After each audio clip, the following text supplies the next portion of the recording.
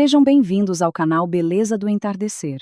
A minha cunhada divorciou-se e os meus sogros decidiram, sem apelo nem agravo, trazer os 3 filhos dela para minha casa, para eu os criar. Não discuti.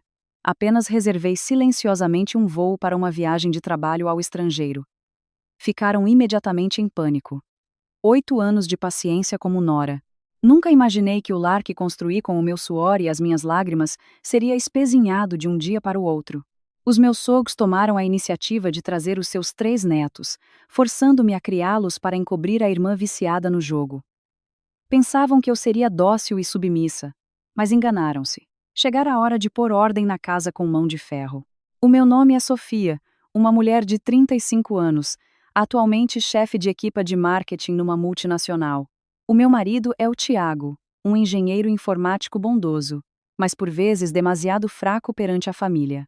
Estamos casados há 8 anos, e poupando cada cêntimo juntamente com um empréstimo da minha mãe, conseguimos comprar um espaçoso apartamento 3 no centro da cidade de Coimbra.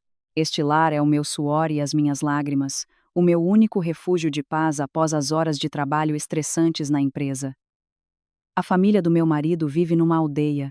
O meu sogro, o Sr. Arthur, é um funcionário administrativo da junta de freguesia já reformado, com uma mentalidade profundamente patriarcal, que sempre quis que todos se curvassem à sua vontade.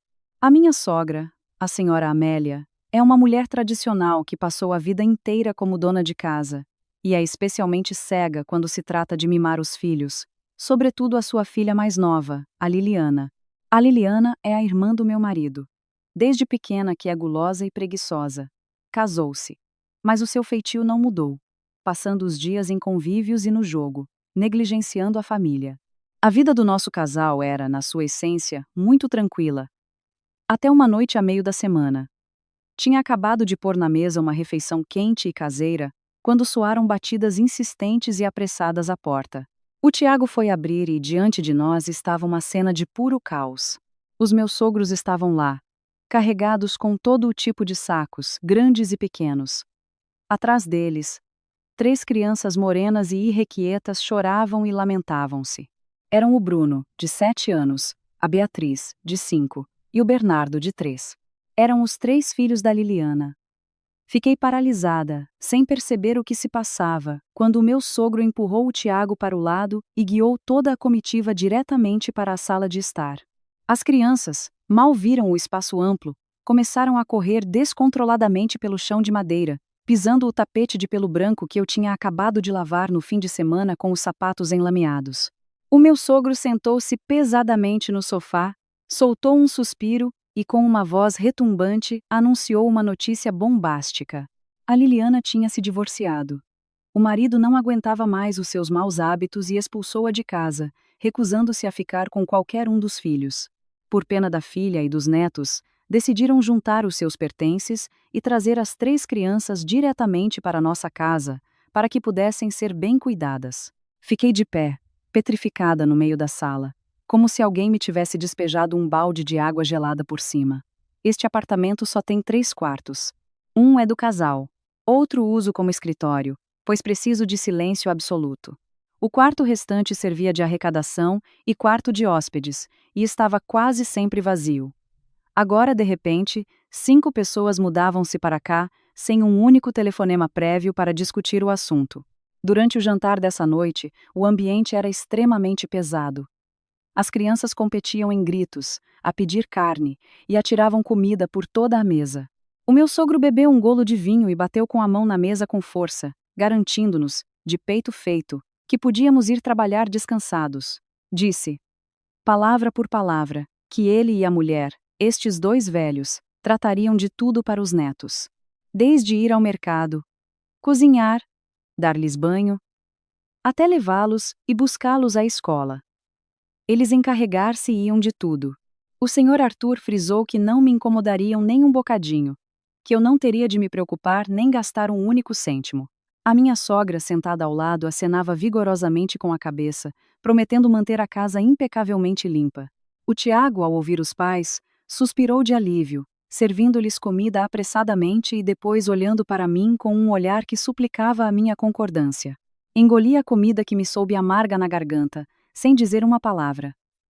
Conhecia demasiado bem a personalidade dos meus sogros. As suas promessas eram levadas pelo vento. 3 crianças na idade da traquinice mais 2 idosos, como poderiam eles tratar de tudo sem causar uma perturbação tremenda nesta casa? Mas como nora, perante o meu marido e os meus sogros, que se protegiam mutuamente, optei pelo silêncio para manter a paz. Disse a mim mesma que tentaria ser paciente e ver como as coisas se desenrolavam. A minha paciência não durou muito. Tal como eu previra, apenas 3 dias depois da chegada da família do meu marido, o meu lindo apartamento transformou-se numa verdadeira lixeira. Nessa tarde, saí do escritório com o corpo exausto após uma reunião de 4 horas com um parceiro de negócios. Só queria chegar a casa, mergulhar num banho quente e adormecer. Mas assim que abri a porta, um cheiro intenso à urina invadiu minhas narinas, fazendo-me quase vomitar.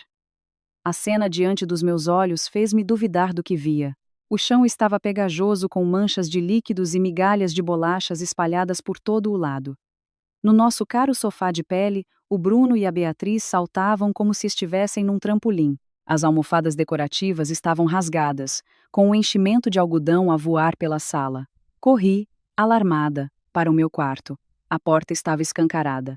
O Bernardo, de 3 anos, estava sentado em cima da minha cômoda. Com as mãos sujas, espalhava o meu creme de noite, que custou metade do meu salário mensal, pelo espelho e desenhava linhas tortas na cortina branca imaculada. Todos os meus pertences estavam remexidos. Batons e maquilhagem partidos, espalhados pelo chão. O meu coração batia acelerado, o sangue subia à minha cabeça. Corri para a varanda, o lugar onde dediquei tanto esforço para cuidar do meu pequeno refúgio de paz. O meu vaso de orquídeas Phalaenopsis, que tive de pedir a um conhecido para trazer da Holanda, a flor que eu tratava com tanto carinho, contando cada botão todas as manhãs, estava agora no chão, o vaso de cerâmica partido em 1000 pedaços. As belas flores estavam esmagadas pelas crianças, enterradas na terra espalhada.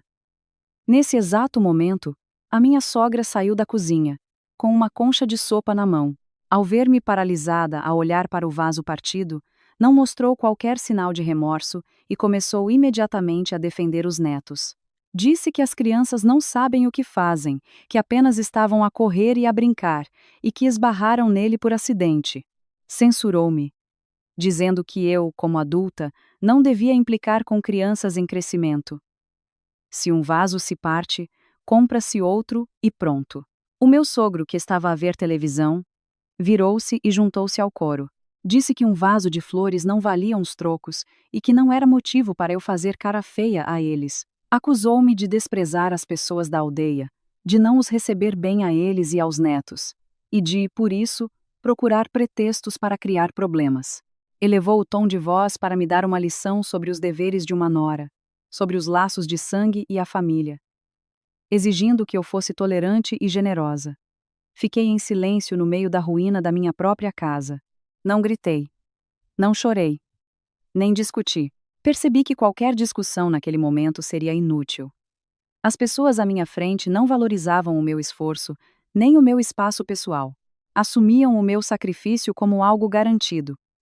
Uma frieza assustadora espalhou-se pela minha mente. Baixei-me e, em silêncio, apanhei cada flor de orquídea esmagada, deitei-as no lixo e fui diretamente para a cozinha começar a preparar o jantar.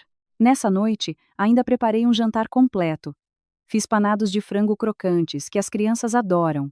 Cozinhei uma sopa de legumes reconfortante e um arroz de pato no forno, bem apurado, exatamente como o meu sogro gosta. Toda a família do meu marido reuniu-se à mesa. As crianças continuaram o seu recital de gritos e disputas por comida. Os meus sogros, enquanto comiam, elogiavam os meus dotes culinários, com uma expressão de clara satisfação no rosto. Pensavam que o meu silêncio da tarde era um sinal de submissão. Acreditavam que qualquer mulher portuguesa acabaria por cerrar os dentes e aguentar para preservar o seu lar, por mais espezinhado que este fosse. O Tiago, sentado ao meu lado, punha-me comida no prato constantemente, com um olhar de gratidão por eu não ter feito uma cena. Comi muito devagar, mastigando cada bago de arroz. Quando a refeição terminou, pousei os talheres, limpei a boca e levantei-me, dirigindo-me ao meu escritório. Pouco depois, voltei à mesa de jantar e coloquei diante do Tiago um papel com o carimbo vermelho da empresa. Era uma decisão de mobilidade de pessoal de topo. A casa-mãe enviava-me numa missão de longa duração para desenvolver uma nova sucursal noutro país. Na verdade, eu já tinha recebido esta decisão no mês anterior, mas ainda estava hesitante, sem querer ir por causa da família. Mas a cena de devastação daquela tarde ajudou-me a tomar a decisão final num instante. Tinha telefonado ao meu chefe a pedir permissão para partir imediatamente. O Tiago pegou na decisão e leu-a. O seu rosto mudou de cor. Gaguejou, perguntando-me por que razão ia de forma tão súbita. Se eu fosse por meio ano, quem cuidaria da casa? O meu sogro, ao ouvir isto, bateu com o prato na mesa. Olhou-me com os olhos arregalados e, em voz alta, acusou-me de ser uma mulher irresponsável, que, ao ver a família do marido em dificuldades, procurava uma forma de se esquivar e fugir. Proibiu-me de ir a qualquer lado. O dever de uma nora era ficar em casa a servir os sogros e a cuidar dos sobrinhos. A minha sogra juntou-se, chorando e lamentando que, se eu fosse, quem iria ao mercado? Quem limparia a casa? Queixou-se das suas dores nas costas, que a impediam de fazer trabalhos pesados, acusando-me de ser ingrata. Olhei diretamente nos olhos de cada membro da família do meu marido. A minha expressão calma e inalterada. Falei de forma muito suave, mas articulando cada palavra. Relembrei as palavras do meu sogro na noite em que ele e a minha sogra trouxeram os 3 netos para cá. Ele tinha batido no peito e dito que trataria de tudo, que não me incomodaria nem um bocadinho. Agora era a altura de ele cumprir a sua promessa. Eu ia trabalhar, ganhar dinheiro e cuidar da minha carreira. Não tinha a obrigação de limpar o campo de batalha de outras pessoas. Dito isto, virei-me e fui direta para o quarto. Peguei na minha mala grande e arrumei toda a minha roupa, os cosméticos caros e os documentos importantes. Fechei cuidadosamente todas as gavetas. Ao sair, ignorei o Tiago que corria atrás de mim a tentar impedir-me e o meu sogro que me lançava insultos. Usei a única chave suplente que tinha para trancar a porta do meu quarto e do meu escritório.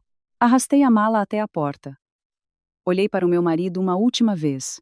Disse-lhe para se cuidar em casa e tentar ajudar os pais a cuidar dos sobrinhos, conforme o desejo da família. Depois saí e bati a porta, deixando para trás toda a surpresa, indignação e pânico daqueles convidados indesejados. Nessa noite, instalei-me num hotel de luxo no centro da cidade e desfrutei do sono mais profundo e tranquilo dos últimos 3 dias. Não voei imediatamente para o estrangeiro. O meu voo estava marcado para o final da semana, por isso tive vários dias para descansar e recuperar no hotel. A minha casa tem um sistema de câmaras de vigilância na sala e na cozinha para prevenir assaltos. Da cama confortável do hotel, saboreava um café quente e calmamente abria a aplicação no telemóvel para ver como a família do meu marido se estava a safar sem a presença da nora prestável. Na primeira manhã sem mim, o desastre começou oficialmente. Eram 6h30 da manhã quando as crianças acordaram. Normalmente, a essa hora, eu já teria o pequeno almoço pronto, a roupa engomada e o leite aquecido para eles. Mas hoje, o ecrã da câmara mostrava apenas um espaço silencioso, sem comida. O Bruno, a Beatriz e o Bernardo começaram a chorar em altos brados. Correram do quarto para a sala e invadiram a cozinha. O Bruno esticou-se para abrir o frigorífico e tirou um pacote grande de leite. Com as mãos fracas, deixou cair o pacote no chão. O leite branco espalhou-se por todo o chão de madeira. A Beatriz, ao ver aquilo, saltou para dentro da poça de leite, escorregou e caiu com estrondo, derrubando um frasco de compota de morango que estava na bancada, que se partiu em 1000 pedaços. A compota vermelha misturou-se com o leite, criando uma confusão pegajosa e nojenta por todo lado. O barulho da queda e os gritos fizeram a minha sogra acordar sobressaltada. Correu do quarto, com a roupa desalinhada. Mal viu o campo de batalha, levou as mãos ao peito, lamentando-se repetidamente. Pegou apressadamente num pano e, curvando-se, tentou limpar a mistura de compota e leite. Mas ela, que sofria de dores crônicas nas costas, só conseguiu limpar metade da cozinha antes de se apoiar no chão, com o rosto contorcido de dor devido aos seus problemas de ossos e articulações. Sentou-se no chão, a massajar as costas e a ralhar com os netos traquinas. Só então o meu sogro apareceu, calmamente. Ao ver a mulher sentada no chão sujo e os netos lambuzados de compota, gritou com o Bruno para ir buscar uma vassoura e limpar. Mas o menino de 7 anos habituado a ser mimado pela mãe e pelos avós, não se assustou. Pôs as mãos na cintura e respondeu-lhe descaradamente. Disse ao avô para ser ele a fazer, que tinha fome e queria o pequeno almoço. Exigiu que o avô o levasse à pastelaria para comer um croissant com chocolate e um sumo de laranja. O meu sogro, furioso, levantou a mão para lhe bater, mas a minha sogra agarrou-lhe a perna, a suplicar com pena, dizendo que o neto ainda era pequeno e não tinha juízo. No final, o senhor Arthur, contrariado, foi vestir-se, e a muito custo, levou as 3 crianças ao mini-mercado no rés do chão do prédio para comprar o pequeno almoço e material de limpeza. O ecrã da câmara mostrava a cena do homem de 60 anos a lutar desajeitadamente com uma esfregona contra as manchas pegajosas no chão de madeira, resmungando e amaldiçoando o seu destino. Eu sorri, fechei a aplicação no telemóvel e chamei o serviço de quartos para me trazer um pequeno almoço delicioso. Ao terceiro dia, a situação em minha casa estava fora do controle dos meus sogros. A minha sogra estava oficialmente exausta. Ter de correr atrás de 3 crianças hiperativas, limpar a confusão de brinquedos e dar-lhes banho fez com que as suas dores nas costas piorassem drasticamente. Pela câmara do corredor, via deitada na cama, coberta até ao pescoço, gemendo de vez em quando e pedindo ao senhor Arthur que lhe desse óleo para massagens. A responsabilidade de cuidar das refeições e do sono de toda a família recaía agora sobre os ombros de um homem patriarcal que nunca tinha tocado num dedo para as tarefas domésticas, como o meu sogro. Nesse meio-dia, as crianças queixaram-se de fome. O senhor Arthur foi obrigado a ir para a cozinha. Fiquei de olhos postos no ecrã do telemóvel, curiosa para ver como ele lidaria com os ingredientes que eu deixara no frigorífico. Ele tirou um pedaço de carne de porco do congelador e, sem o descongelar, começou a tentar cortá-lo com um cutelo. Após alguma luta, conseguiu atirar os pedaços de carne para uma panela para fazer um estufado. Como não sabia distinguir os diferentes frascos de temperos, cometeu um erro fatal, confundindo sal com açúcar. Deitou uma grande quantidade de sal na panela, ligou o fogão no máximo e foi para a sala ver televisão, deixando a panela ao lume. Cerca de 20 minutos depois, fumo negro começou a sair da cozinha, obscurecendo a lente da câmara. O cheiro a queimado chegou à sala, fazendo as 3 crianças tossir. O Bruno gritou fogo. O senhor Arthur, sobressaltado, atirou o comando da televisão e correu para a cozinha para desligar o gás. O estufado de carne tinha se transformado num bloco de carvão, a fumegar com um cheiro acre a queimado, com uma camada de sal queimado agarrada ao fundo. O almoço desse dia foi um desastre total. As crianças, ao verem o arroz branco servido com legumes cozidos desfeitos, começaram a chorar e a fazer birra. Atiraram os talheres ao chão, a gritar por frango frito, pizza e bolas de Berlim. O senhor Arthur tentou acalmá-los de todas as formas, sem sucesso. O choro das 3 crianças, misturado com os gemidos da senhora Amélia no quarto, criou uma sinfonia ensurdecedora. Sem outra opção, o senhor Arthur teve de pegar no telemóvel e encomendar comida rápida. Ampliei o ecrã da câmara e vi claramente a expressão de dor no seu rosto ao tirar do bolso do peito um pequeno maço de notas da sua reforma. Era o pouco dinheiro que ele guardava para as suas despesas. Quando o estafeta trouxe 3 doses de frango frito, 2 pizzas grandes, uma caixa de bolas de Berlim e 3 batidos de chocolate. O senhor Arthur contou, a tremer, cada nota para lhe pagar. A comida rápida era extremamente cara. Uma única refeição custou-lhe o equivalente a vários dias de compras na aldeia. Ele sentou-se a ver os netos devorarem as peças de frango gordurosas. O seu estômago devia estar a roncar, mas ele não ousou comer, limitando-se a mastigar silenciosamente o arroz frio com alguns legumes cozidos. Ele não sabia que o seu desastre financeiro estava apenas a começar. Sem mim para gerir as contas, sem o meu salário para pagar as despesas avultadas da cidade, esta família estava a caminhar para um beco sem saída. Desliguei o ecrã friamente. Comecei a fazer as malas, a preparar-me para ir para o aeroporto. Quem sofreria mais neste jogo? O tempo o diria. Cheguei oficialmente a Frankfurt para começar a minha missão de trabalho de longa duração. Do meu apartamento de serviço de luxo no 30º andar, conseguia ver toda a paisagem da cidade moderna e limpa. A sensação de liberdade era maravilhosa. No entanto, a minha mente ainda se virava ocasionalmente, com curiosidade, para o apartamento em Coimbra. Nessa noite, depois de concluir e enviar o relatório de trabalho ao meu chefe, recompensei-me com uma chávena de chá quente e depois abri a aplicação no telemóvel para ver o sistema de câmaras em casa. A imagem que recebi fez-me abanar a cabeça, desanimada. O Tiago, o meu marido normalmente aprumado e descontraído, parecia agora um refugiado que acabara de escapar de um desastre terrível. Eram 18h em ponto quando o Tiago abriu a porta e entrou em casa. Normalmente, quando eu estava em casa, ele só precisava de tirar os sapatos, lavar as mãos e sentar-se à mesa para uma refeição quente e completa. Depois do jantar, esticava as pernas no sofá a ver programas de desporto ou a jogar videojogos, deixando todo o trabalho de lavar a louça, limpar e preparar a roupa para o dia seguinte nas minhas mãos.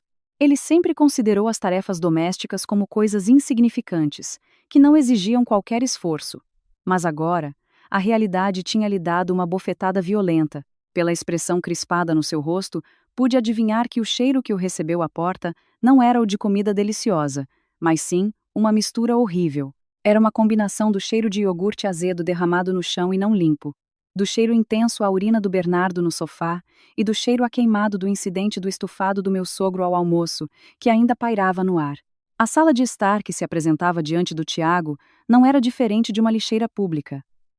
Brinquedos de plástico e peças de lego afiadas estavam espalhados por todo o chão de madeira. O Tiago tinha de andar aos saltinhos para evitar pisar os brinquedos. O chão estava pegajoso com manchas de bebidas açucaradas e migalhas de bolachas. Os seus 3 sobrinhos andavam ocupados a perseguirem-se à volta da mesa de jantar, gritando de forma ensurdecedora. Usavam roupas sujas, com os rostos lambuzados de suor e restos de comida. O Tiago atirou a pasta para o sofá e gritou a perguntar onde estavam os pais. Não houve resposta do quarto. Ele foi até a varanda e viu o Sr. Arthur lá de pé. O meu sogro estava a fumar um cigarro atrás do outro, com dezenas de beatas espalhadas aos seus pés. Ao ver o filho chegar, o Sr. Arthur não mostrou qualquer sinal de alegria ou partilha de cansaço. Apagou imediatamente o cigarro e, virando-se, usou o seu tom de comando característico de quem está habituado a impor a sua vontade. Mandou o Tiago arrumar as suas coisas e ir para a casa de banho dar banho às 3 crianças. Disse que eles cheiravam a azedo o dia todo.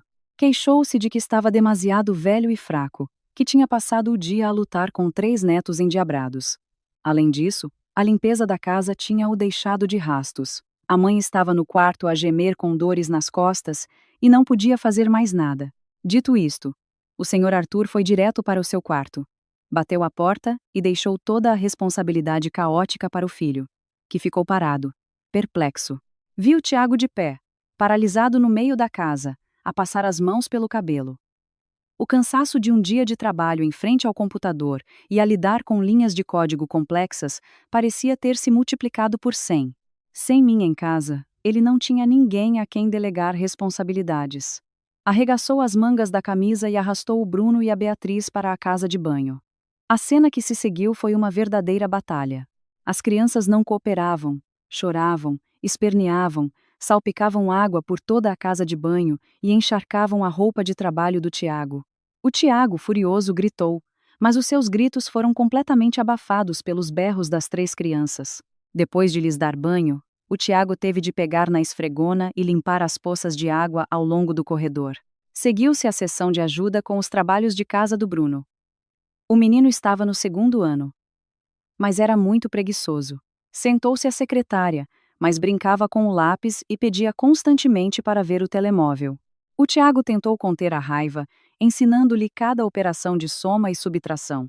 Mas o menino aprendia e esquecia-se logo a seguir, respondendo descaradamente que em casa a mãe Liliana não o obrigava a estudar tanto. Eram 22h quando as 3 crianças finalmente adormeceram. Só então o Tiago deixou cair a cabeça na mesa de jantar. À sua volta, o campo de batalha continuava por arrumar.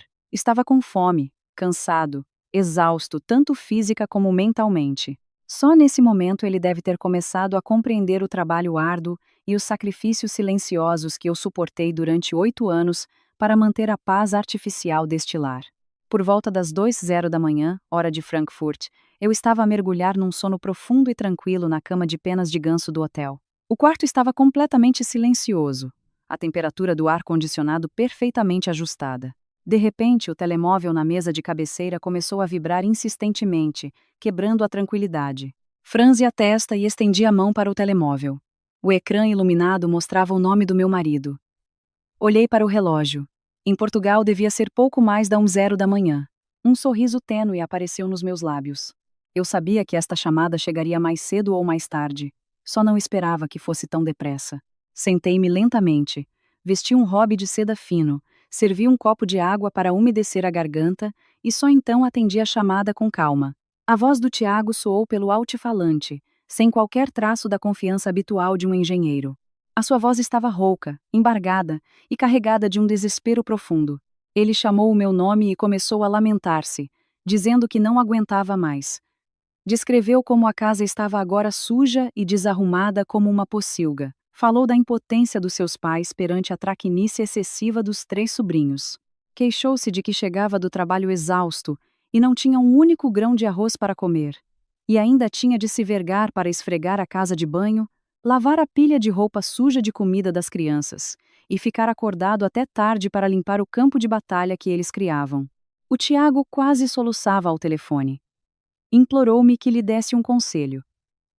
Que lhe dissesse o que fazer para resolver esta confusão. Admitiu que tinha sido demasiado insensível, que não tinha valorizado o trabalho doméstico que eu fazia. Pediu-me que deixasse o trabalho lá, que pedisse à empresa para voltar mais cedo para salvar a família. Bebi um gole de água, sentindo o frescor a descer-me pela garganta. Em contraste com o pânico do Tiago, a minha mente estava incrivelmente clara e calma. Deixei-o desabafar todas as suas queixas, esgotar toda a sua frustração, e só depois respondi. A minha voz era fria, desprovida de qualquer emoção de pena ou compaixão.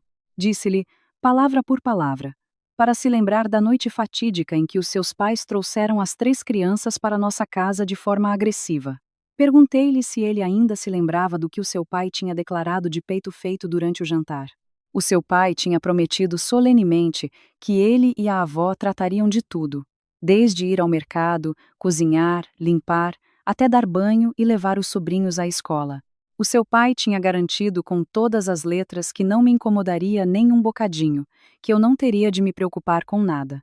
Na altura, ele próprio tinha concordado, com um ar radiante. Pensando que os seus pais conseguiam dar conta de tudo, continuei a analisar para ele a dura realidade. Disse-lhe que eu estava no estrangeiro, com a pesada responsabilidade de expandir o mercado para a empresa. O meu trabalho era extremamente ocupado e estressante. Eu não tinha tempo nem a obrigação de me preocupar com o estado da casa em Portugal. Aconselhei-o a mostrar a sua fibra como homem, como filho dedicado e como tio exemplar. Que ele assumisse tudo, ajudasse os pais a cuidar dos sobrinhos da melhor forma possível, de acordo com a tradição de amor e apoio mútuo de que a sua família sempre se orgulhou. O Tiago tentou interromper-me, argumentando que os pais estavam velhos e não tinham previsto o quão difícil seria cuidar de 3 crianças ao mesmo tempo, pedindo-me que fosse tolerante e perdoasse as palavras impensadas dos mais velhos. Suplicou-me que lhe mostrasse uma saída. Eu ri-me com desdém e respondi com uma frase final cortante. A única saída era ele enfrentar as consequências criadas pela complacência e fraqueza da sua própria família. Sublinhei que eu não era uma empregada gratuita nem uma máquina de resolver problemas para a sua família. Uma vez que a promessa foi feita, os membros da sua família tinham de assumir a responsabilidade até ao fim. Dito isto, sem esperar por mais nenhuma reação do Tiago, desliguei a chamada sem hesitar. O quarto voltou ao seu silêncio inicial. Puxei o edredão até ao peito, fechei os olhos e adormeci profundamente, indiferente ao homem do outro lado da linha que se debatia na confusão que a sua própria família criara. O pânico mental do Tiago era apenas a ponta do iceberg. Nos dias seguintes, a família do meu marido começou a sentir outro golpe fatal: a pressão financeira. A magra pensão de reforma do meu sogro, da qual ele sempre se orgulhou como sendo suficiente para uma vida independente sem depender dos filhos, evaporou-se em menos de 2 semanas. Vivendo na aldeia durante tantos anos, eles estavam habituados a uma vida de poupança, com legumes colhidos na horta, ovos do galinheiro, e apenas ocasionalmente compravam um pouco de carne de porco barata no mercado para cozinhar lentamente. Todos os meses, enviávamos-lhes regularmente uma quantia considerável para despesas e medicamentos. Por isso, o Sr. Arthur sempre se sentiu financeiramente confortável, com o direito de me dar lições sobre hábitos de consumo. Mas ao chegar à cidade, tudo era completamente diferente. O custo de vida elevado em Coimbra engoliu rapidamente as suas parcas pensões. A primeira grande despesa veio do apetite insaciável dos 3 sobrinhos. O Bruno, a Beatriz e o Bernardo tinham sido mimados pela mãe com comida rápida desde pequenos. Recusavam-se terminantemente a comer as refeições simples de legumes cozidos e carne estufada salgada que o avô cozinhava. Em vez disso, gritavam e rebolavam no chão a exigir frango frito crocante, pizza de queijo gordurosa. Com pena dos netos famintos e incapaz de suportar o seu choro ensurdecedor, o Sr. Arthur teve de engolir em seco e encomendar comida. Cada refeição de comida rápida para as 3 crianças custava o mesmo que as despesas de uma semana inteira para ele e a mulher na aldeia. A seguir, vieram os custos dos produtos de uso diário. O Bernardo, com apenas 3 anos, ainda precisava de usar fraldas à noite para não molhar a cama. Quando eu estava em casa, comprava sempre fraldas de boa qualidade e leite em pó caro em grandes quantidades. Mas desde que tranquei o meu quarto e saí, o estoque de fraldas e leite esgotou-se rapidamente. O Sr. Arthur teve de ir pessoalmente ao supermercado no Rés do Chão para comprar mais. Ao ver o preço numa embalagem de fraldas e numa lata de leite em pó, o Sr. Arthur ficou chocado. Queixou-se à funcionária da caixa de que o supermercado era um roubo, mas no final teve de tirar as últimas notas grandes da sua carteira para pagar. E não ficou por aí. O desastre de saúde da minha sogra piorou ainda mais a situação financeira. A senhora Amélia sofria de hipertensão crônica e degeneração da coluna vertebral. A necessidade de limpar constantemente o campo de batalha deixado pelos netos, juntamente com as noites mal dormidas devido ao barulho, fez com que a sua tensão arterial disparasse. Ficou de cama, a gemer de dor. Os medicamentos para a tensão e as pomadas para massagens que trouxera da aldeia tinham acabado. O Sr. Arthur correu à farmácia maior no início da rua para comprar medicamentos importados para a mulher, para aliviar a dor. O dinheiro gasto em medicamentos esgotou oficialmente as últimas moedas do seu fundo de pensão. Nessa noite, através da câmara, vi uma tensa reunião de família a decorrer na sala de estar. O Sr. Arthur estava sentado no sofá, o seu rosto austero revelando um claro desespero e confusão. Na mesa de vidro estava a sua velha carteira de couro, vazia. Ele virava a carteira de um lado para o outro, suspirando profundamente. A senhora Amélia, recostada numa cadeira, massageava a testa, a sua voz fraca mas calculista. Queixou-se de que o dinheiro voava pela janela, que até respirar custava dinheiro. Virou-se para o Tiago, que parecia exausto depois de um dia de trabalho, e começou a incitar o Sr. Arthur a agir.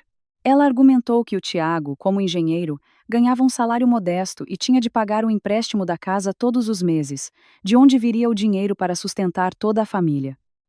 Enquanto isso, eu, como chefe de marketing, com um salário generoso, estava numa viagem de trabalho ao estrangeiro com alojamento e alimentação pagos pela empresa, pelo que a minha conta bancária devia estar intocada. A senhora Amélia exigiu que o Sr. Arthur usasse a sua autoridade paternal para forçar o Tiago a telefonar-me imediatamente. O objetivo da chamada não era perguntar pela minha saúde, mas sim ordenar-me que transferisse todo o meu salário desse mês para a conta do Tiago. Ela justificou que, como nora, o meu dinheiro também era dinheiro da família do marido. Numa altura de dificuldades, era responsabilidade da nora abrir os cordões à bolsa e ajudar com as despesas de subsistência dos sogros e sobrinhos. O Sr. Arthur, ao ouvir a análise da mulher, achou-a razoável e concordou com um aceno de cabeça. Fez um sinal ao Tiago para pegar no telemóvel e marcar o número. A chamada de Portugal chegou em plena hora de almoço, enquanto eu estava sentada num restaurante elegante no Rés do Chão de uma torre de escritórios em Frankfurt. Estava a saborear um bife mal passado, sentindo-me extremamente relaxada. Ao ver o nome do Tiago a piscar no ecrã, adivinhei imediatamente o propósito da chamada. A festa financeira da família do meu marido tinha certamente chegado ao fim. Pousei delicadamente o garfo, bebi um gole de vinho tinto e deixei o telefone tocar mais umas vezes de propósito antes de atender. Como esperado, O Tiago começou com um tom tímido e embaraçado. Deu voltas, perguntando como estava o tempo lá, se o meu trabalho era difícil, se a comida me agradava. Respondi de forma breve e direta, pedindo-lhe que fosse direto ao assunto, pois não tinha muito tempo de almoço. Ao ouvir a minha atitude decidida, o Tiago acabou por expor, hesitante, a situação desesperada da família. Confessou que a pensão dos pais se tinha esgotado a comprar fraldas, leite e comida para os 3 sobrinhos. O seu salário, este mês, tinha ido para pagar o cartão de crédito e a taxa de condomínio, não sobrando nada. Implorou-me que enviasse uma parte do meu salário desse mês para a sua conta, para ele poder comprar comida e medicamentos para a mãe. Eu ri-me, um riso seco e cheio de sarcasmo. Pousei o telefone na mesa, ativei o altifalante e calmamente cortei um pedaço de bife com a faca, levei-o à boca e mastiguei lentamente. Depois de engolir a comida, respondi ao Tiago com uma voz firme. Listei, uma por uma, as despesas avultadas que eu tinha de suportar no país mais caro do mundo. Disse-lhe que a empresa só cobria o bilhete de avião e o aluguer do apartamento no primeiro mês. Nos meses seguintes, eu teria de tirar do meu próprio salário para pagar milhares de euros em despesas de subsistência, desde refeições caras em restaurantes, transportes em táxis e aplicações, até a compra de roupa de trabalho de alta qualidade para corresponder à minha posição na empresa. Disse-lhe sem rodeios que o dinheiro que eu ganhava era fruto do meu suor, lágrimas, inteligência e dedicação incansável, não caía do céu. Era para investir no meu futuro e na minha carreira, não para sustentar as necessidades fúteis e intermináveis de pessoas que não conheciam os seus limites. Continuei a reforçar o compromisso anterior dos meus sogros. Perguntei ao Tiago se a sua família não tinha afirmado que não gastaria um único cêntimo meu. Por que razão, passados apenas alguns dias, já me estavam a ligar a pedir dinheiro? Recusei categoricamente o pedido do Tiago, afirmando que não enviaria nem um euro. Do outro lado da linha, de repente, ouviram-se sons de luta. O som do Tiago a tentar intervir abafado pelos gritos do meu sogro. Aparentemente, o Sr. Arthur estava ao lado do Tiago, a escutar toda a conversa, e tinha-lhe arrancado o telefone das mãos. Pelo altifalante, a voz do Sr. Arthur soou estridente, cheia de fúria e perda de controlo. Insultou-me com palavras extremamente pesadas. Chamou-me de nora ingrata e egoísta. Disse que eu vivia no luxo enquanto via os sogros e os sobrinhos de sangue morrerem de fome em casa. Ameaçou ligar para a minha terra natal para difamar a honra da minha família, para que toda a aldeia soubesse que os meus pais não sabiam educar uma filha. Não me deixei abalar por estas ameaças vazias.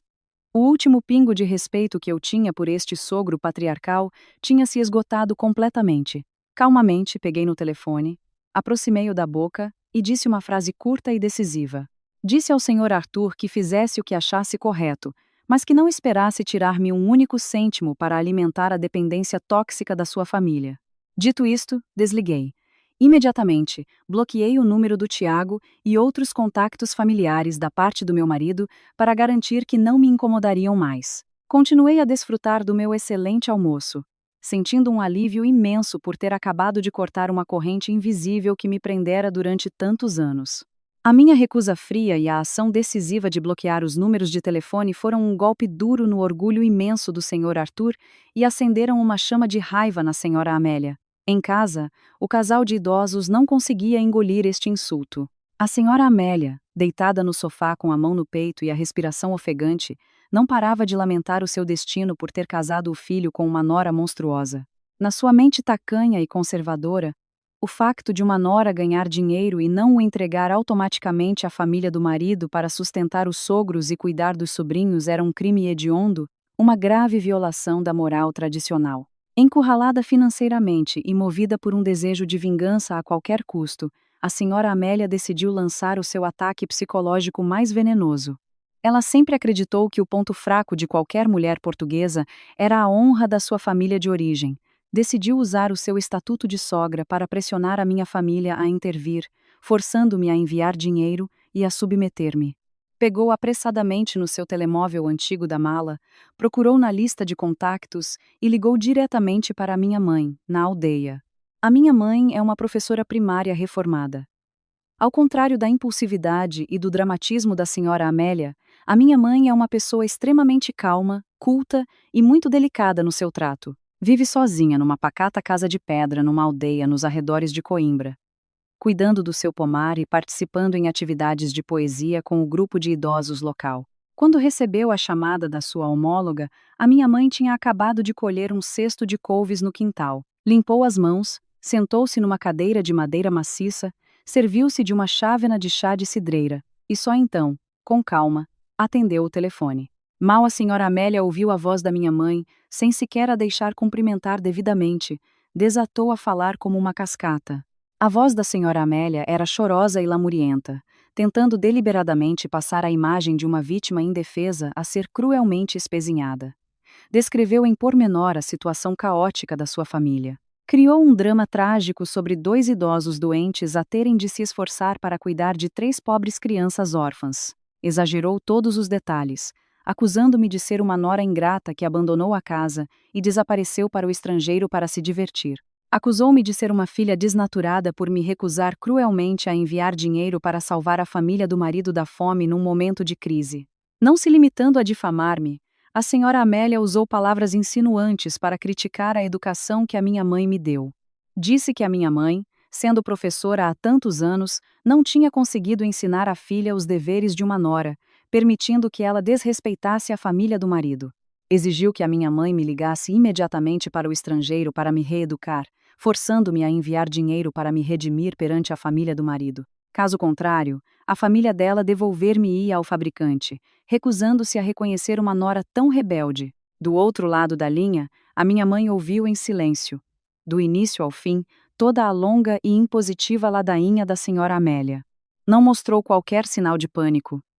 Não se apressou a pedir desculpa em nome da filha, nem ofereceu qualquer justificação.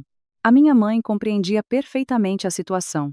Eu já lhe tinha ligado a contar tudo no dia em que saí de casa, desde o divórcio da Liliana por causa do jogo até a invasão da minha casa pela família do meu marido.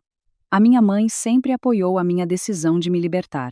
Quando a senhora Amélia, com a voz rouca, fez uma pausa, à espera de um pedido de desculpas submisso, a minha mãe falou com toda a calma.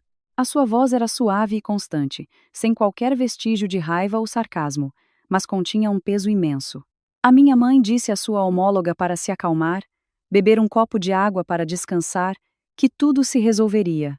A atitude serena da minha mãe foi como um balde de água fria na presunção vitoriosa da senhora Amélia, sinalizando silenciosamente um contra-ataque devastador que estava prestes a cair sobre a arrogante família do meu marido. A minha mãe permaneceu calmamente sentada na sua cadeira de madeira maciça, a segurar a chávena de chá de cidreira, bebendo um pequeno gole, com uma postura surpreendentemente serena. Deixou que a senhora Amélia despejasse todas as suas palavras venenosas, calúnias e insultos contra mim ao telefone. Quando a respiração ofegante e furiosa da senhora Amélia do outro lado da linha indicou que o seu drama de pobreza e queixas tinha chegado ao fim, a minha mãe pousou lentamente a chávena na mesa. A sua voz soou calma e extremamente educada, mas cada palavra era afiada como uma faca. A minha mãe dirigiu-se à senhora Amélia com um respeitoso minha cara com sogra e começou a responder lentamente. Disse que os conflitos entre a Sofia e o Tiago eram um assunto privado deles. Nós, os mais velhos, não nos devíamos intrometer demasiado para não piorar as coisas. A minha mãe afirmou que a sua filha tinha tido uma boa educação, que fora cuidadosamente educada desde pequena, e por isso confiava plenamente em todas as suas decisões.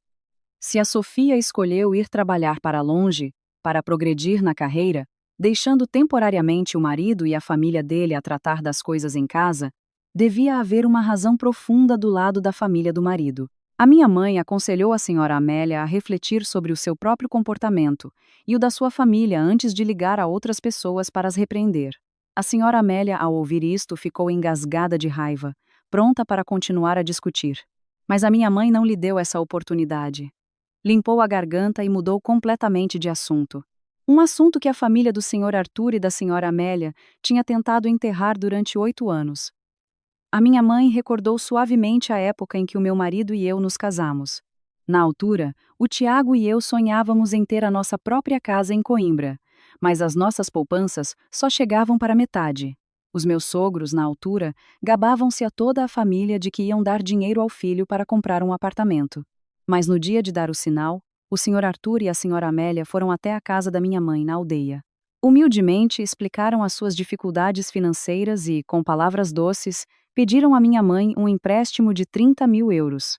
Juraram que era apenas um empréstimo temporário para pagar o sinal a tempo. Assim que vendessem um terreno que tinham na aldeia, devolveriam o dinheiro à minha mãe. A minha mãe, por amor à filha e ao genro, e confiando na promessa da família dele, retirou todas as suas poupanças de reforma e o dinheiro da venda de um pequeno quintal atrás da casa e deu-o ao Sr. Arthur.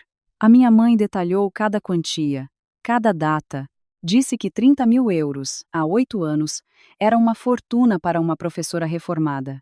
E, no entanto, desde então, o terreno dos meus sogros fora vendido há muito tempo. Com o dinheiro, eles deram uma parte à sua filha mais nova, a Liliana, para iniciar um negócio, mas nunca mencionaram a dívida de 30.000 euros para com a minha mãe. Muitas vezes, quando a minha mãe ficava doente e precisava de ir ao hospital, eu tinha de me desdobrar. Mesmo assim, a minha mãe nunca mencionou a dívida, por medo de envergonhar a família do meu marido e de eu ser maltratada em casa.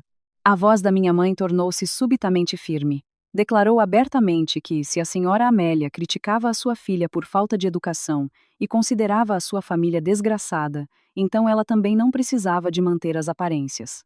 A minha mãe exigiu que a senhora Amélia dissesse ao senhor Arthur para arranjar os 30.000 euros e devolver-lhes ainda nesse mês. Depois de a dívida ser paga, se eles quisessem expulsar a sua filha, ela recebê-la-ia de braços abertos. A minha mãe acrescentou ainda que, se eles não tivessem dinheiro para pagar, ela recorreria à justiça, apresentando a declaração de dívida, devidamente assinada pelo senhor Arthur, às autoridades locais para resolver o assunto de forma transparente. Do outro lado da linha, instalou-se um silêncio mortal. A senhora Amélia, chocada, deixou cair o telemóvel no sofá. O senhor Arthur, que estivera a ouvir ao lado, passou de vermelho a pálido. A verdade nua e crua, exposta daquela forma, estilhaçou o seu orgulho. A enorme dívida que ele pensava ter conseguido esconder foi trazida à luz da forma mais humilhante possível. O senhor Arthur, a tremer, apressou-se a desligar o telefone, sem ousar dizer uma palavra em sua defesa. A atmosfera na sala do apartamento tornou-se sufocante e assustadoramente silenciosa, ouvindo-se apenas a respiração ofegante do casal de idosos cuja fachada de falsidade e ganância acabara de ser desmascarada. Após a chamada desastrosa com a minha mãe, a situação financeira da família do meu marido atingiu o fundo do poço. Os dias seguintes passaram-se numa atmosfera sombria. O dinheiro para a comida acabou, e as refeições familiares resumiam-se a uma sopa rala de legumes e azeitonas. Os 3 filhos da Liliana choravam ruidosamente de fome e por quererem carne. A senhora Amélia gemia na cama, atormentada pela sua hipertensão, mas sem dinheiro para comprar os seus medicamentos habituais. O Tiago trabalhava de manhã à noite, com uma expressão de tristeza e exaustão extremas. O senhor Arthur vagueava pela sala, de mãos atrás das costas, a testa franzida em cálculos para sobreviver. De repente, o seu olhar pousou na porta trancada do meu escritório. O quarto ficava num canto, com uma grande janela virada para o parque, bastante espaçoso e arejado. Desde que eu saíra, a porta permanecera fechada, completamente isolada do barulho e da sujidade do resto da casa. Uma ideia ousada e descarada surgiu na mente do homem patriarcal. O senhor Arthur disse a si mesmo que aquela era a casa do seu filho, e ele, como pai, tinha todo o direito de decidir tudo ali. Pensou que, com a nora ausente por alguns meses, deixar o quarto vazio seria um desperdício. Se alugasse aquele quarto, conseguiria pelo menos algumas centenas de euros por mês. Esse dinheiro seria suficiente para comprar carne e peixe para os netos, medicamentos para a mulher e ainda sobraria algum para as suas despesas, sem ter de pedir dinheiro ao filho. Pensado e feito, o senhor Arthur foi para a varanda e, às escondidas, ligou para um agente imobiliário cujo número estava num panfleto colado num poste da rua. Apresentou-se como o proprietário, com um quarto mobilado para alugar urgentemente. O preço era negociável, mais baixo que o do mercado, desde que o inquilino se mudasse imediatamente e pagasse alguns meses de caução. O agente, ao ouvir o preço vantajoso, aceitou de imediato e combinou levar um cliente para ver o quarto nessa mesma tarde. Eram 15h em ponto quando a campainha tocou. O senhor Arthur ajeitou o cabelo ralo, compôs a camisa e foi abrir a porta. Lá fora, estava um agente de camisa às riscas, com ar despachado, acompanhado por uma jovem que parecia ser estudante ou recém-empregada. O agente olhou para a sala de estar e o seu sorriso congelou. A cena diante dos visitantes era verdadeiramente horrível. O chão estava pegajoso com manchas de líquidos e migalhas. A louça suja amontoava-se no lava-louça, com um cheiro azedo. O Bruno e a Beatriz discutiam por um brinquedo, a chorar e a gritar. O Bernardo tinha sujado as calças e chorava num canto. O mau cheiro era tão intenso que a jovem que veio ver o quarto teve de tapar o nariz, recuando um passo com uma expressão de nojo. O senhor Arthur, vermelho de vergonha, empurrou com o pé os brinquedos espalhados para o lado e, com um sorriso forçado, convidou-os a entrar. Desculpou-se, dizendo que com tantos netos pequenos a casa ficava um pouco desarrumada, mas que em breve estaria tudo limpo. Levou o agente e a jovem em direção ao meu escritório. Ao chegar, o senhor Arthur tentou rodar a maçaneta, mas a porta não abriu. Procurou nos bolsos e nas gavetas do corredor, mas não encontrou nenhuma chave suplente. Virou-se para o agente e pediu-lhe que esperasse um momento enquanto ele chamava um serralheiro para arrombar a fechadura. Explicou detalhadamente que aquele era o quarto da sua filha que se casara e o deixara. Os móveis lá dentro eram todos de boa qualidade. O inquilino só precisava de trazer a sua mala. Enquanto o senhor Arthur pintava um quadro idílico do quarto tranquilo para convencer a cliente a pagar a caução, não reparou no som da fechadura da porta principal a ser aberta por fora. A porta principal abriu-se de rompante. O Tiago entrou em casa, com o rosto pálido e exausto. Tinha pedido para sair mais cedo do trabalho porque a pressão, somada ao cansaço por noites mal dormidas, quase o fizera desmaiar no escritório. Só queria chegar a casa e descansar um pouco para recuperar as forças. Mas a cena que o recebeu foi a de dois estranhos parados em frente à porta do escritório da sua mulher, enquanto o seu pai tentava ligar a um serralheiro. O Tiago franziu a testa e aproximou-se, perguntando em voz alta o que se estava a passar. O senhor Arthur, ao ver o filho chegar mais cedo, assustou-se e deixou cair o telemóvel. O agente rapidamente virou-se com um sorriso profissional e explicou que o senhor lhe tinha pedido para trazer um cliente para ver um quarto para alugar. Estavam prestes a chamar um serralheiro para arrombar a fechadura porque o senhor tinha perdido a chave. Ao ouvir as palavras arrombar e alugar, a expressão do Tiago mudou completamente. Os seus olhos arregalaram-se, os músculos do rosto contraíram-se.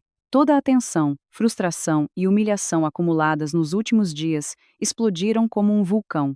O Tiago gritou, exigindo que o agente e a jovem saíssem imediatamente da sua casa. O agente, assustado com a atitude agressiva do Tiago, apressou-se a puxar a cliente e a fugir, resmungando maluco. O Tiago bateu a porta com força e virou-se para o pai. O seu rosto estava sombrio, os punhos cerrados com as veias salientes. Pela primeira vez nos seus 35 anos de vida, o filho que sempre obedecera cegamente às ordens do pai ousou levantar a voz contra ele. O Tiago apontou para a porta do escritório, a sua voz rouca de raiva. Perguntou ao pai com que direito ele se atrevia a chamar estranhos para arrombarem a porta do quarto da sua mulher. Lembrou ao senhor Arthur que aquela casa fora comprada com o suor e as lágrimas do casal, com um empréstimo do banco e a ajuda da família da sua mulher. Com a sua mulher ausente, aquele quarto era o seu espaço privado, a sua propriedade pessoal, cheia de documentos importantes da empresa. Acusou o pai de ter pensamentos e ações tão desprezíveis ao ponto de querer alugar a propriedade da sua nora por uns meros trocos. O senhor Arthur, repreendido diretamente pelo filho, tremia de raiva. Levantou a mão para dar uma bofetada ao Tiago, enquanto o insultava, chamando-lhe filho ingrato, que punha a mulher acima do próprio pai. Justificou-se, dizendo que só o fizera por preocupação com a família, para arranjar dinheiro para comprar comida para os netos, que não era para ele. Mas o Tiago não se desviou da bofetada. Permaneceu imóvel como uma estátua e afastou a mão do pai. Gritou, em dor e desespero, que esta família tinha sido destruída pelo orgulho e pela dependência dos seus pais. Acusou os pais de continuarem a proteger cegamente a Liliana, trazendo os 3 filhos dela para atormentarem o casal.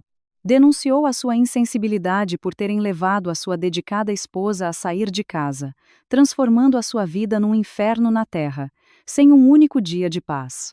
O Tiago declarou firmemente que preferia queimar a casa a permitir que alguém violasse a propriedade e a honra da sua mulher mais uma vez. O senhor Arthur, ao ouvir as palavras do filho, cambaleou para trás e caiu no sofá, a agarrar o peito e a respirar com dificuldade. Nunca imaginara que o seu filho submisso se atreveria a reagir de forma tão violenta. No meio da tensão extrema, que parecia prestes a explodir, ouviram-se sons estridentes que interromperam a discussão entre pai e filho. Eram pancadas fortes na porta, com objetos duros como paus e barras de ferro, acompanhadas de gritos e insultos vindos do corredor. As pancadas tornaram-se mais fortes, como se quisessem arrombar a fechadura. As 3 crianças, que choravam, calaram-se de repente e esconderam-se num canto, a tremer de medo. A senhora Amélia saiu do quarto, cambaleante, com o rosto pálido. O Tiago engoliu em seco e, tentando manter a calma, foi abrir a porta. Mal a porta se entreabriu, um grupo de 4 homens altos e fortes irrompeu pela casa. Eram carecas, com os braços e o pescoço tatuados com desenhos intimidadores, com um ar extremamente feroz. O que ia à frente, de t-shirt preta justa, rosto marcado por cicatrizes, empunhava um tubo de ferro brilhante. Bateu com o tubo de ferro na mesa de vidro da sala, que estalou com uma longa fenda. O som agudo fez a senhora Amélia dar um pulo e gritar de terror, caindo desmaiada no sofá. O líder apontou o tubo de ferro à cara do Tiago e, com uma voz rouca e ameaçadora, perguntou se aquela era a casa do irmão da Liliana. O Tiago, a tremer, acenou que sim. O homem tatuado sorriu com desdém, tirou um maço de papéis amarrotados do bolso e atirou-os à cara do Tiago. Gritou, exigindo que a família chamasse a tal Liliana para acertar as contas. Revelou uma verdade terrível que deixou todos na sala como se tivessem sido atingidos por um raio. Afinal, o divórcio da Liliana não se devia apenas ao abandono do marido, como o senhor Arthur e a senhora Amélia tinham tentado fazer crer. A verdade é que a Liliana se tinha envolvido em jogos de azar e apostas online há vários anos. Tinha enganado o marido, roubado a escritura da casa dele e hipotecado-a para conseguir dinheiro para queimar no jogo. O marido, ao descobrir a terrível verdade, pediu o divórcio, expulsou-a de casa e recusou-se a criar os 3 filhos para cortar qualquer ligação com as dívidas. Atualmente, a dívida da Liliana a este grupo de agiotas ascendia a dezenas de milhares de euros, com juros a acumularem-se diariamente. A Liliana desaparecera há semanas sem dar notícias. Os credores foram procurá-la à aldeia, e após investigarem descobriram que os pais dela se tinham mudado para a cidade, para a casa do filho mais velho. Imediatamente, vieram até aqui, determinados a não sair até receberem o dinheiro. O líder declarou que não lhes interessava onde a Liliana se escondia, que o princípio deles era quem deve, paga. Se a filha devia dinheiro, os pais e o irmão mais velho tinham a responsabilidade de pagar por ela. Deu à família do Tiago um prazo de 3 dias para arranjar 20.000 euros, capital e juros. Se após 3 dias não houvesse dinheiro, eles viriam pintar a porta com tinta vermelha, espalhariam panfletos difamatórios por todo o prédio e até ficariam à porta da escola do Bruno e da Beatriz para os incomodar. Depois das ameaças arrepiantes, o grupo de homens tatuados foi-se embora de forma agressiva, deixando para trás um rasto de destruição e um medo profundo que se apoderou de toda a família. Depois da partida dos cobradores, o apartamento mergulhou numa atmosfera sombria e sufocante. O Tiago sentou-se no chão frio de madeira, com as mãos na cabeça, o cabelo desgrenhado. Olhou para os papéis da dívida, com a impressão digital vermelha da sua própria irmã, espalhados pelo chão, sentindo que tudo à sua volta estava a desmoronar-se. O senhor Arthur estava encolhido no sofá, o olhar vazio e sem vida. A senhora Amélia limpava as lágrimas continuamente, murmurando queixas sobre o seu destino cruel. As 3 crianças, sentindo o perigo que passara, não ousavam chorar alto, apenas se abraçavam e soluçavam num canto da casa.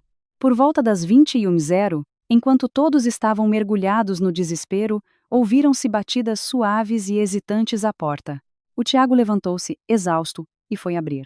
Lá fora estava a Liliana, a sua preciosa irmã, a causa de todos os desastres.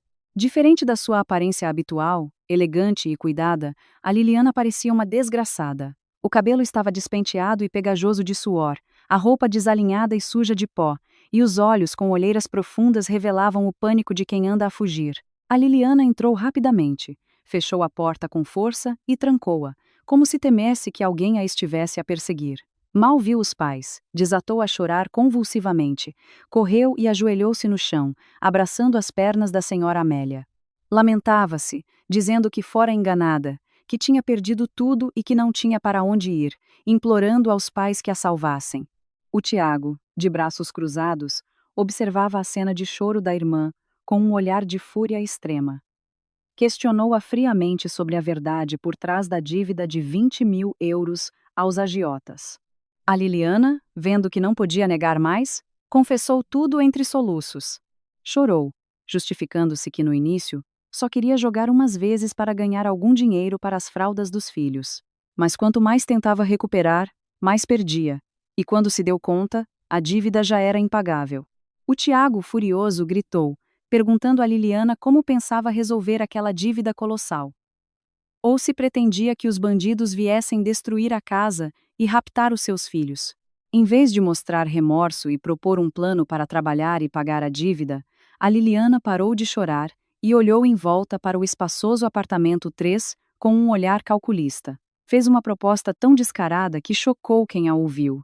A Liliana disse que o apartamento do Tiago era muito grande e bem localizado no centro, pelo que certamente seria vendido por um bom preço. Aconselhou o Tiago a vender a casa, comprar um apartamento mais pequeno nos subúrbios para poupar.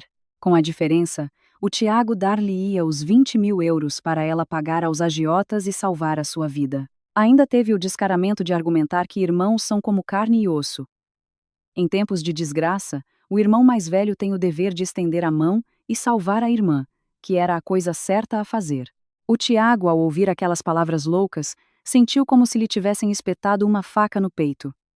Virou-se para os pais, à espera de uma objeção veemente da parte deles, mas tanto o Sr. Arthur, como a Sra. Amélia, permaneceram em silêncio.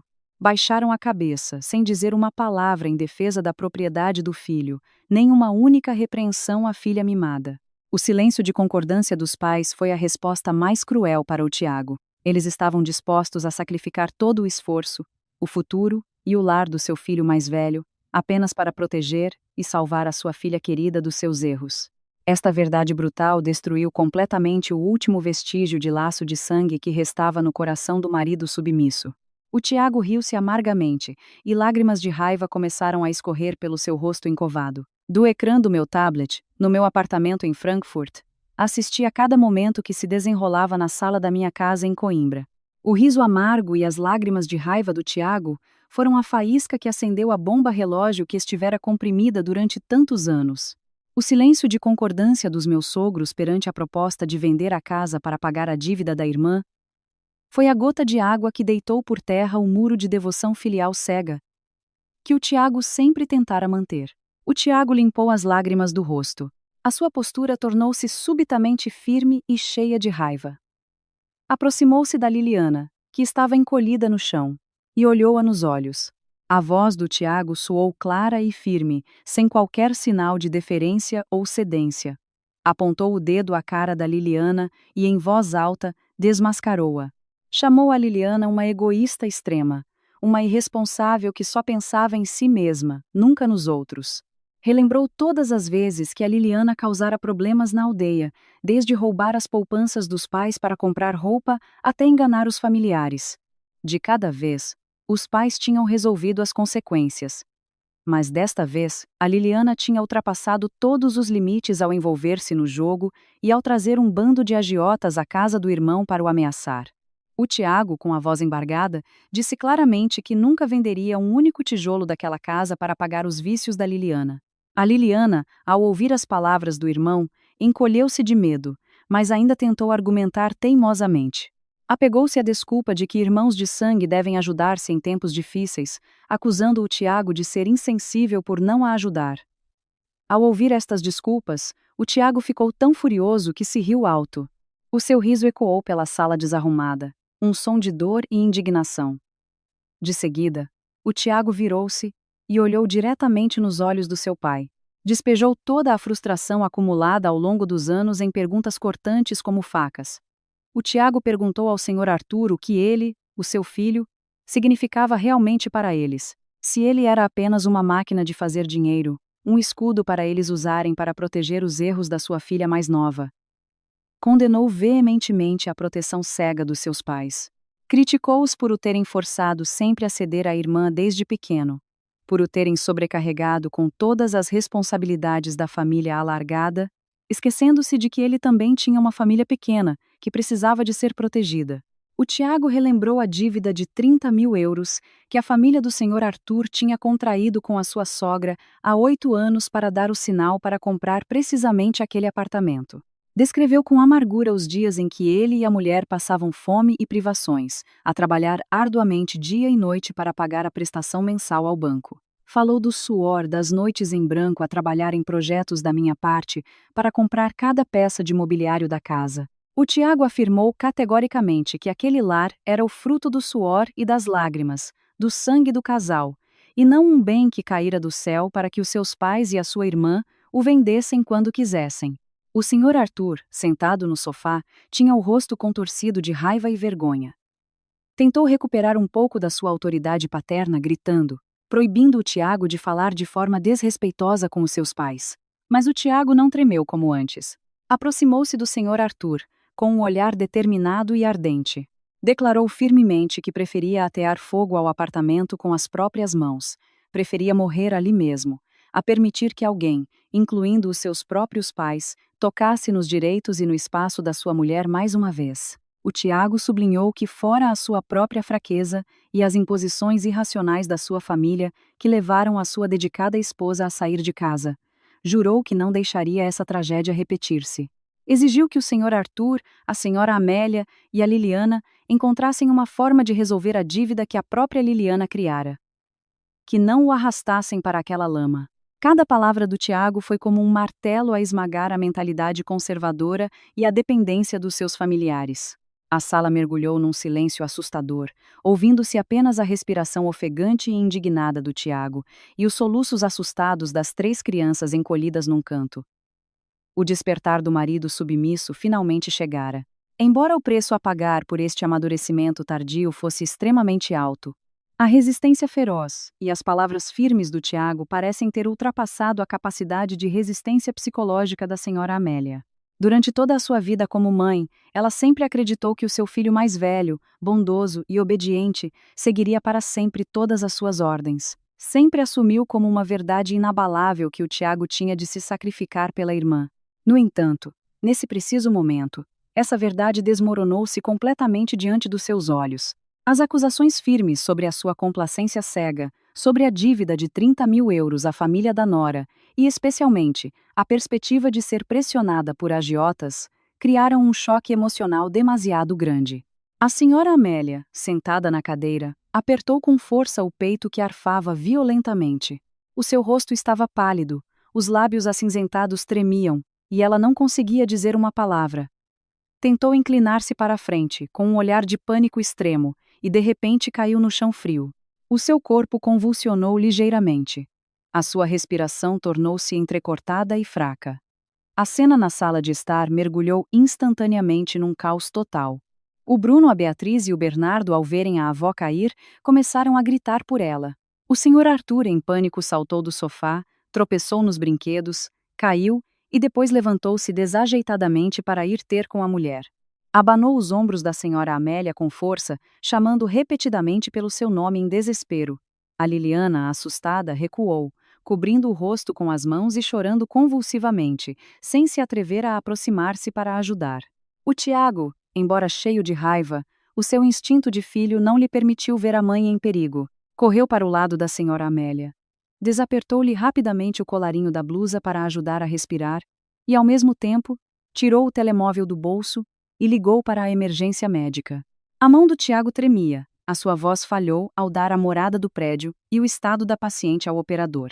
Depois de desligar, virou-se e gritou a Liliana para levar as 3 crianças para o quarto e trancar a porta para evitar mais barulho. Menos de 15 minutos depois, a sirene da ambulância ecoou pelo bairro, rasgando o silêncio da noite. Os paramédicos subiram rapidamente com uma maca, prestaram os primeiros socorros no local e levaram a senhora Amélia para a ambulância. O Tiago e o Sr. Arthur correram atrás, ambos com expressões de extrema tensão. No hospital da Universidade de Coimbra, O ambiente na urgência era sufocante. Após mais de 1 hora de exames e radiografias de emergência, o médico de serviço saiu da sala de urgência com uma expressão muito séria.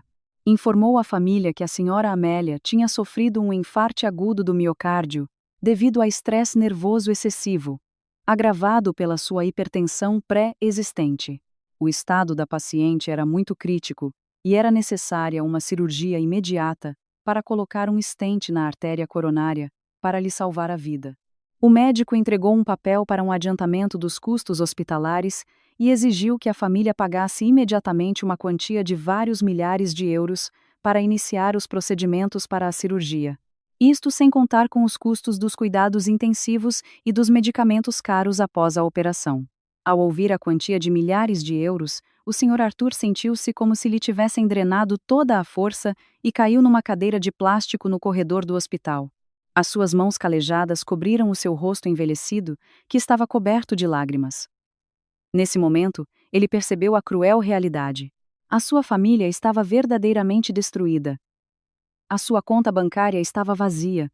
A sua pensão esgotada com as refeições de fast food fúteis dos seus 3 netos. A sua filha era uma criminosa com uma dívida a agiotas a pairar sobre a sua cabeça. O seu filho mais velho carregava o fardo da hipoteca da casa e tinha perdido completamente a fé na família. O seu lar, do qual ele sempre se gabara aos vizinhos da aldeia, era agora apenas um monte de cinzas frias. Um remorso profundo começou a consumir a consciência do homem patriarcal, ao compreender que fora a sua própria imposição e favoritismo irracional que empurraram toda a sua família para um beco sem saída. O corredor do hospital da Universidade de Coimbra, às 2h da manhã, estava assustadoramente silencioso, ouvindo-se apenas os passos apressados das enfermeiras e o cheiro a desinfetante que invadia as narinas. O Tiago estava encostado à parede branca, com as mãos nos bolsos, o olhar perdido na porta fechada da sala de urgência. No seu bolso, restavam apenas alguns euros para as despesas do mês. O seu cartão de crédito já tinha atingido o limite máximo. O adiantamento para a cirurgia, que ascendia a milhares de euros, era um problema sem solução para ele. O Sr. Arthur estava sentado, de cabeça baixa, na fila de cadeiras de espera, os ombros a tremer com soluços abafados. De repente levantou a cabeça, o seu olhar desesperado virado para o Tiago. Já não havia qualquer arrogância de um pai patriarcal. A voz do Sr. Arthur estava agora rouca e suplicante. Pediu ao Tiago que me ligasse, que implorasse pela minha compaixão para eu enviar dinheiro e salvar a vida da sua mãe. Ele sabia que eu tinha uma conta poupança e, com a minha posição elevada, certamente conseguiria arranjar uma grande quantia de dinheiro rapidamente. O Tiago abanou a cabeça e respondeu com voz cansada que eu já tinha bloqueado o seu número há dias. Além disso, com toda a dor que esta família me causara, ele não tinha coragem de me pedir ajuda. Ao ouvir o filho, o Sr. Arthur levantou-se de um salto, arrancou o telemóvel da mão do Tiago e inseriu um cartão SIM descartável que tinha pedido a um familiar de outro paciente. Estava determinado a conseguir falar comigo a qualquer custo. No meu apartamento em Frankfurt, o meu telemóvel de trabalho tocou incessantemente. Ao ver um número desconhecido de Portugal a ligar à meio da noite, a minha intuição disse-me que algo grave tinha acontecido. Acendi a luz de cabeceira, encostei-me e atendi calmamente, ativando o altifalante. Mal me identifiquei. Do outro lado da linha ouviu-se o choro desesperado do Sr. Arthur. Foi a primeira vez em 8 anos de casamento que ouvi a voz do meu sogro patriarcal tão humilde e frágil. O Sr. Arthur chorava e soluçava, chamando-me minha nora de forma comovente. Informou-me que a minha sogra estava na urgência, à espera de uma cirurgia ao coração, e que a família não tinha um único cêntimo para pagar as despesas hospitalares. O Sr. Arthur engoliu completamente o seu orgulho. Admitiu repetidamente os seus erros, reconhecendo que fora demasiado conservador, teimoso e insensato no seu tratamento para comigo. Pediu desculpa por ter compactuado com a sua mulher na proteção dos maus hábitos da Liliana. Desculpa por ter trazido os 3 netos para destruir o meu espaço. E desculpa pelas palavras duras que me dirigira. Implorou-me que perdoasse todos os seus erros e os da sua mulher, que transferisse dinheiro para o hospital para que os médicos pudessem operar e salvar a senhora Amélia. Jurou solenemente que, passada esta crise, obrigaria a Liliana a trabalhar para pagar as suas dívidas. Ele próprio levaria os netos de volta para a aldeia e devolveria a paz ao nosso casamento. Ouvi em silêncio cada palavra da súplica desesperada do Senhor Arthur. Não derramei uma única lágrima. No meu coração sentia apenas uma frieza infinita. As lágrimas tardias do Senhor Arthur não podiam apagar as feridas profundas que a sua família me infligira ao longo de quase uma década. Eu sabia que se cedesse e enviasse dinheiro, esta dependência continuaria, talvez de uma forma mais subtil. Limpei a garganta e falei com um tom calmo mas firme. Disse ao Sr. Arthur que aceitava o seu pedido de desculpas, mas que não transferiria qualquer quantia de dinheiro naquele momento. A situação chegara a um ponto em que tudo tinha de ser resolvido de uma vez por todas. Anunciei brevemente que marcaria o primeiro voo de regresso a Portugal nesse mesmo dia. A questão do pagamento das despesas hospitalares da minha sogra seria avaliada por mim pessoalmente quando eu chegasse ao hospital. Sem esperar por mais perguntas do Sr. Arthur, desliguei. Levantei-me da cama, abri o armário, peguei numa pequena mala e comecei a arrumar os documentos legais importantes que já tinha preparado antes da viagem de trabalho. Este drama tinha de chegar ao fim. 24 horas após a chamada noturna do meu sogro, cheguei à porta do meu apartamento em Coimbra. O voo longo e a viagem do aeroporto para a cidade não me cansaram. Pelo contrário, estava extremamente lúcida, emanando uma frieza e autoridade de quem tem o controle numa batalha pela defesa do seu lar. Usei a minha chave para abrir a porta. A casa ainda tinha um cheiro desagradável e misto. O Bruno, a Beatriz e o Bernardo estavam encolhidos a ver televisão na sala, com a roupa suja. A Liliana estava deitada no sofá rasgado, a mexer no telemóvel, com uma expressão de exaustão. Ao ouvir os meus passos, a Liliana levantou a cabeça. E ao encontrar o meu olhar cortante, levantou-se de um salto, sem se atrever a dizer uma palavra. Nesse momento a porta principal abriu-se novamente. O Tiago entrou, com um saco de plástico com algumas roupas amarrotadas na mão. Tinha acabado de vir do hospital para buscar mais alguns pertences para o Sr. Arthur. Ao ver-me, de pé no meio da casa com a minha mala de marca, o Tiago parou. Os seus olhos estavam vermelhos, com olheiras escuras de muitas noites sem dormir, a barba por fazer, com um ar extremamente abatido. O Tiago tentou aproximar-se para me abraçar, para se lamentar sobre os terríveis acontecimentos recentes, mas a minha atitude indiferente deteve-o. Não lhe dirigi uma única palavra de preocupação, nem mostrei qualquer pena pelo seu aspecto desleixado. Arrastei a minha mala até a mesa de jantar de carvalho na cozinha. Puxei uma cadeira e sentei-me.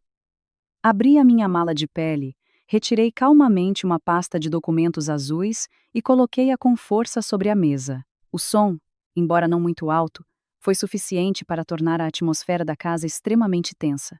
Olhei para o Tiago e fiz-lhe sinal para se sentar na cadeira em frente. Quando o Tiago se sentou, empurrei a pasta na sua direção. Era um pedido de divórcio já assinado por mim, acompanhado de um acordo detalhado e transparente de partilha de bens. A minha voz soou fria, constante e clara, ao proferir o meu ultimato ao meu marido fraco. Disse ao Tiago, sem rodeios, que não tinha voltado para ser a tábua de salvação para os erros da sua família. Iria adiantar uma parte do dinheiro para a cirurgia da sua mãe, como um último gesto de consideração pela sua família. Mas esse dinheiro seria um empréstimo. O Sr. Arthur teria de assinar uma declaração de dívida e responsabilizar-se pelo seu pagamento. Quanto à dívida de 20.000 euros da sua irmã Liliana, eu não daria um único cêntimo. Olhei diretamente nos olhos do Tiago e forcei-o a fazer uma escolha fatídica. Apresentei-lhe 2 caminhos muito claros. O primeiro caminho. O Tiago assinava o pedido de divórcio. Venderíamos o apartamento. Devolveríamos os 30.000 euros, que devíamos à minha mãe. E o resto seria dividido. O Tiago poderia usar o seu dinheiro para pagar a dívida da irmã, alugar uma casa para os seus pais e sobrinhos e continuar a viver uma vida submersa na dependência e no caos da sua família de origem. O segundo caminho.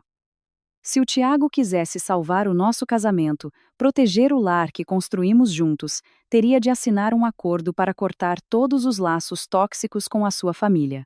Teria de limpar pessoalmente a confusão nesta casa. Assim que a sua mãe tivesse alta, teria de expulsar a Liliana para que ela fosse trabalhar e pagar as suas próprias dívidas, e levar os seus pais e os 3 sobrinhos de volta para a aldeia, proibindo-os absolutamente de voltarem a este apartamento para causar mais problemas. Cruzei os braços, com a postura firme de uma rainha a restabelecer a ordem no seu reino. Disse ao Tiago para pensar bem, que só tinha uma escolha, e não haveria mais nenhuma concessão. A cozinha mergulhou num longo silêncio.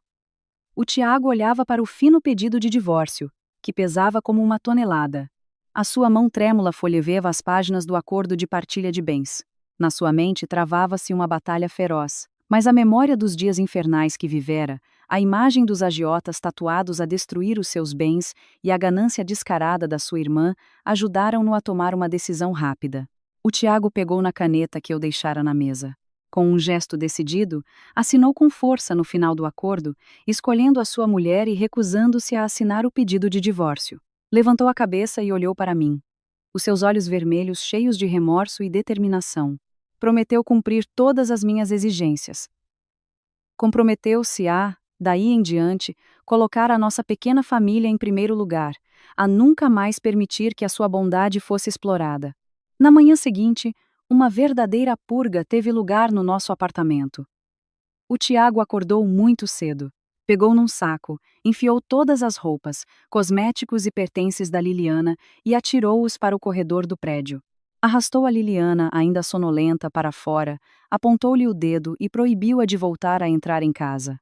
O Tiago disse-lhe claramente que tinha contactado o supermercado do Rés do Chão e arranjado-lhe um emprego como operadora de caixa, por turnos. A partir daquele momento, a Liliana teria de trabalhar, ganhar o seu próprio dinheiro e pagar a sua dívida aos agiotas. O seu destino era problema dela, ele já não se importava. A Liliana chorou e implorou, mas o Tiago bateu-lhe a porta na cara e trancou-a. De seguida, o Tiago chamou uma carrinha de 7 lugares para a porta do prédio, juntou as coisas das 3 crianças e do Sr. Arthur em grandes caixas de cartão, levou o dinheiro que eu lhe dei ao hospital para pagar a cirurgia da Sra. Amélia e contratou um cuidador profissional para ficar com ela. Disse diretamente ao Sr. Arthur que assim que a sua mãe recuperasse e tivesse alta, um carro os levaria, a eles e aos 3 netos, de volta para a casa na aldeia. A escola do Bruno e da Beatriz seria transferida para a escola da aldeia. Todas as despesas de subsistência na aldeia seriam da responsabilidade dos seus pais. O Tiago apenas enviaria uma pequena quantia fixa mensal para medicamentos. O Sr. Arthur ouviu as disposições do filho e apenas baixou a cabeça em silêncio, sem ousar protestar, percebendo que as suas palavras já não tinham qualquer peso. Nos 3 dias seguintes, o Tiago arregaçou as mangas e limpou a casa. Contratou uma equipa de limpeza profissional para lavar os estofos do sofá, polir o chão de madeira, limpar todos os vidros e cortinas. Ele próprio foi a uma florista e comprou um lindo vaso de orquídeas Phalaenopsis roxas e colocou-o exatamente no mesmo sítio da varanda que eu tanto gostava. Quando voltei do hotel, após 3 dias a resolver assuntos de trabalho à distância, tudo estava completamente mudado. Não havia mais choro de crianças, nem cheiros nauseabundos, nem os olhares críticos dos meus sogros. O apartamento 3 recuperara a sua tranquilidade, o seu bom cheiro e a sua paz. O Tiago esperava por mim na sala. Sorriu, pegou no meu casaco e o seu olhar estava cheio de respeito. Nesse momento, o meu telemóvel vibrou com uma nova mensagem. Era um e-mail oficial da direção da empresa. Com base nos excelentes resultados da minha viagem de trabalho a Frankfurt, eu fora oficialmente promovida a diretora de marketing regional. Sorri, radiante, e partilhei a boa notícia com o Tiago. O jantar dessa noite foi cozinhado por ele. Embora fôssemos só nós os dois, foi extremamente acolhedor e delicioso. Começamos um novo capítulo no nosso casamento. Uma vida onde os limites do respeito foram firmemente estabelecidos. A história dos convidados indesejados chegara ao fim, marcando um ponto final definitivo na dependência tóxica que quase destruiu o nosso lar. Obrigado por ter assistido ao vídeo até o fim. Se achou o conteúdo útil, subscreva o canal para me apoiar. Partilhe com os seus amigos e deixe um comentário abaixo para me dar mais motivação para criar novos vídeos.